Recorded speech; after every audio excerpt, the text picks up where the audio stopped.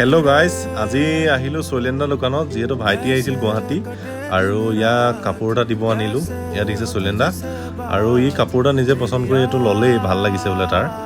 আৰু দোকানত বহুত ভেৰাইটিজ কাপোৰ আছে, যিখিনি মানে ল'ৰাৰ আহিলে পচন্দ হ'বই। আৰু এইখনেই গুৱাহাটীত মই দোকান পাইছোঁ, যিয়ে মানে বহুত এটা ভাল ভাল কালেকশ্যন ইয়াত আনে।